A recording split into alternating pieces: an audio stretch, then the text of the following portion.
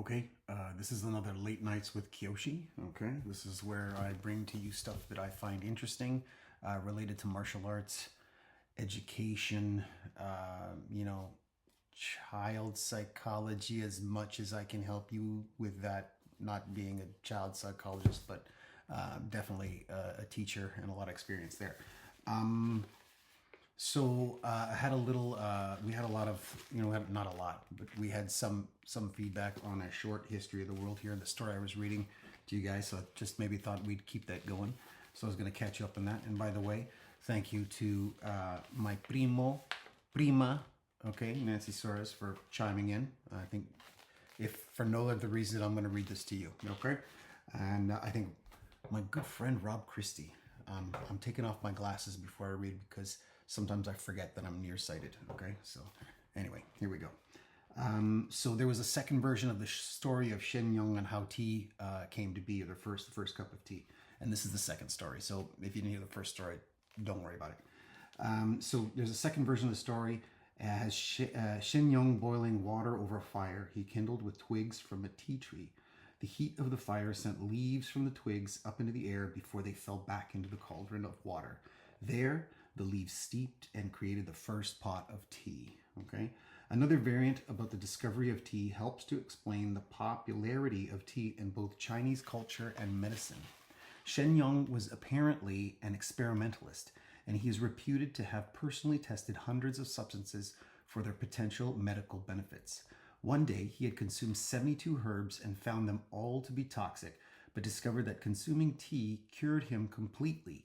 Tea became a mainstay of medical practices for centuries afterwards, though, of course, people also came to appreciate its exquisite taste and revitalizing effects of its caffeine. Reliable historical accounts of tea drinking can be traced to at least the 3rd century AD, but plant material discovered in the tomb of Emperor Jing from the 2nd century BC points to tea being drunk at least that far back in history.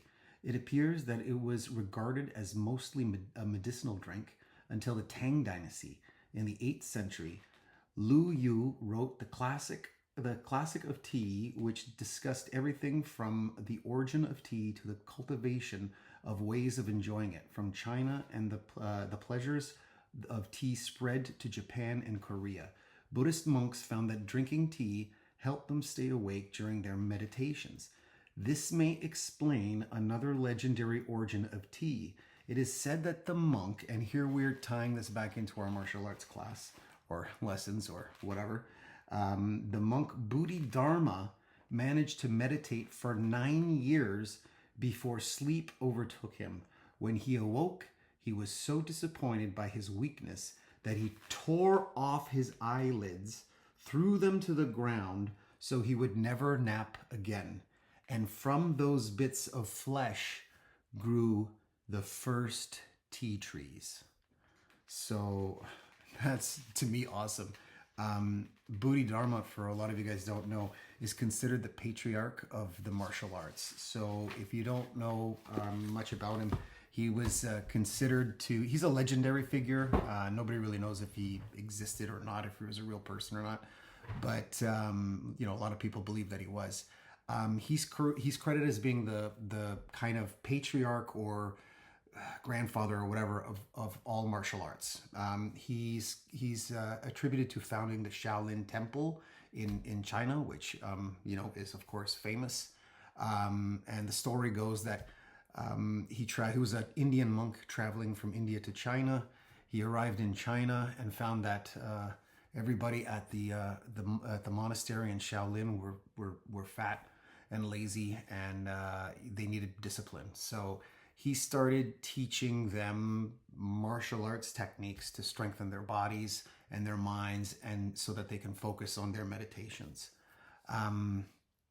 The martial art that he taught actually originated in India. So I believe it's called Kalapayut, and it's very, very interesting. And it's so if you have a chance to see some of it on YouTube and stuff like that, it's pretty cool. And you can see a lot of that there as well.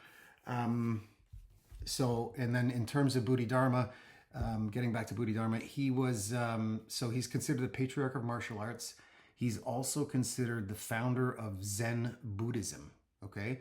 And then you also have him tied in now with the origins of tea. So I find that amusing. I hope you do too.